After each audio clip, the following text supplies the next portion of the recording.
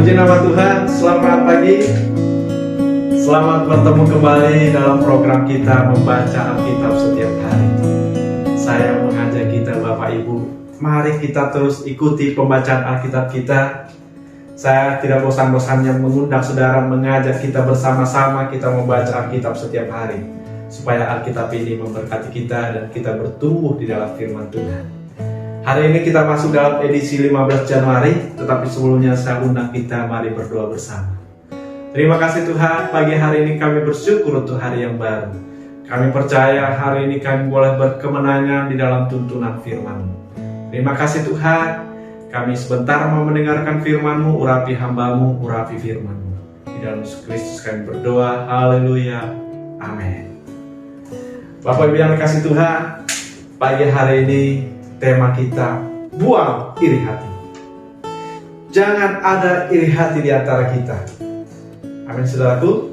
Buang iri hati. Saya akan bacakan dari kitab Kejadian pasal yang ke-37 ayat 11. Maka iri hatilah saudara-saudaranya kepadanya, tetapi ayahnya menyimpan hal itu di dalam hatinya. Dalam bacaan kita kali ini, kita melihat bagaimana Yusuf menjadi orang kesayangan oleh orang tuanya Yakub. Yusuf ini menjadi kesayangan orang tuanya dan perlakuan orang tuanya pun sangat berbeda terhadap saudara-saudara yang lain. Dan hal inilah yang membuat saudara-saudaranya iri hati kepada Yusuf. Mereka iri hati. Ya, saudaraku, tidak baik juga kalau kita memperlakukan anak-anak kita berbeda. Kami di dalam keluarga, kami berusaha untuk melakukan perlakuan kami kepada anak-anak kami sama. Jadi kalau anak yang pertama sekolah musik, yang kedua, yang ketiga, yang keempat juga harus sekolah musik. Ya, kalau anak pertama sekolah vokal, anak pertama, kedua, ketiga juga harus ikut, keempat harus ikut. Inilah saudara perlakuan kita kepada anak-anak kita. Karena apa saudara? Saya yakin juga anak-anak ini punya kehidupan masing-masing. Dan mereka akan melakukan keahlian mereka masing-masing juga. Jadi tidak baik untuk membedakan anak-anak kita. Kita melihat di sini saudara, ini menimbulkan iri hati di antara anak-anak Yakub.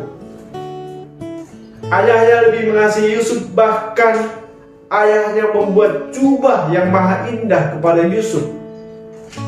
Belum lagi saudara, ketika Yusuf bermimpi, dia menceritakan kepada saudara-saudaranya, tampak kita sedang ada di ladang mengikat berkas-berkas gandum. Lalu bangkitlah berkasku dan tegak berdiri. Kemudian datanglah berkas-berkas kamu sekalian mengelilingi dan sujud menyembah kepada berkasku. Jadi tafsiran saudara-saudaranya itu bahwa Yusuf ini akan menjadi pemimpin kita. Orang yang kita benci, orang yang kita tidak suka, kita suka ini menjadi pemimpin atas kita. Maka saudara-saudaranya itu makin benci, saudara.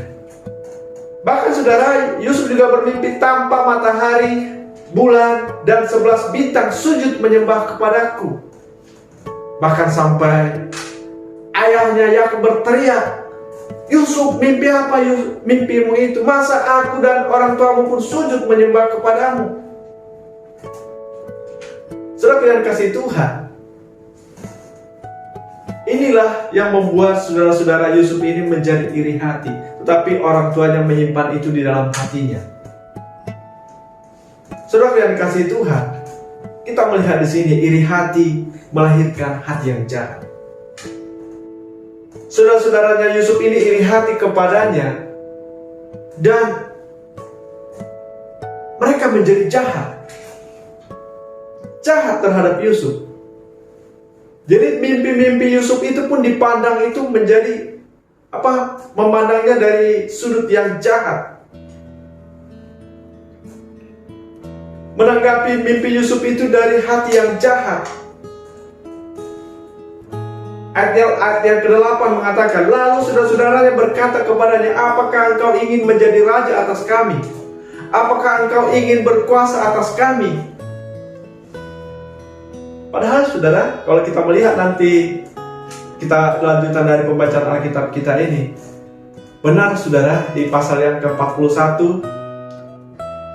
Raja Mesir mengangkat Yusuf, melantik Yusuf menjadi kuasa atas tanah Mesir, menjadi orang kedua berkuasa di Mesir. Dan saudara-saudara, Yusuf pun akan datang menyembahnya, sujud di hadapan Yusuf. Tetapi saudara, pandangan ini tertutup karena hati mereka yang jahat. Mereka tidak bisa melihat kebaikan-kebaikan itu karena hati mereka sudah ditutupi dengan hati yang jahat. Iri hati ini melahirkan hati yang jahat.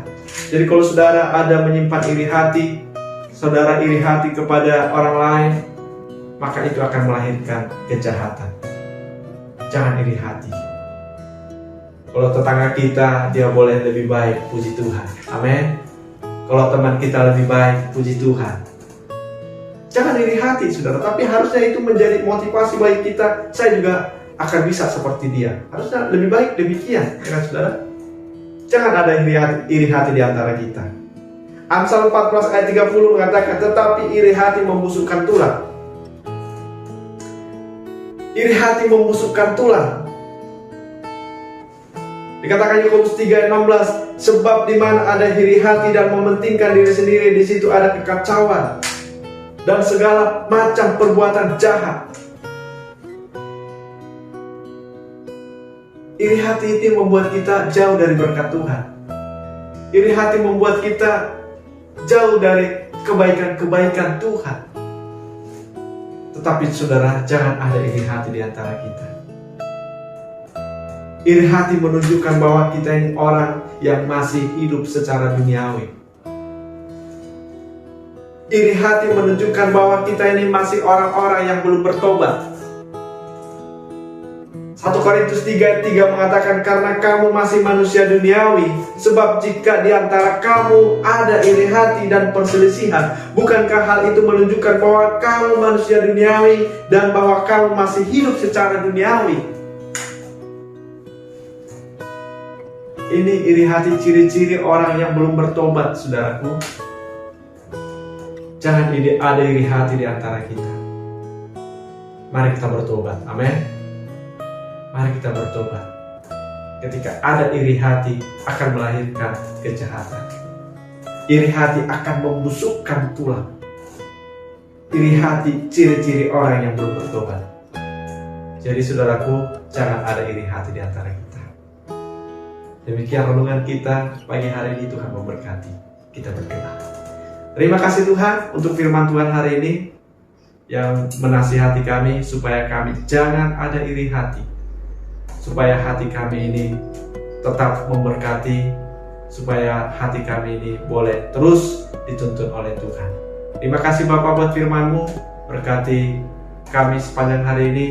Biarlah firman-Mu beserta dengan kami. Di dalam Yesus Kristus kami berdoa, haleluya, amin. Selamat pagi, selamat beraktivitas. Sampai ketemu besok pagi. Tuhan Yesus memberkati.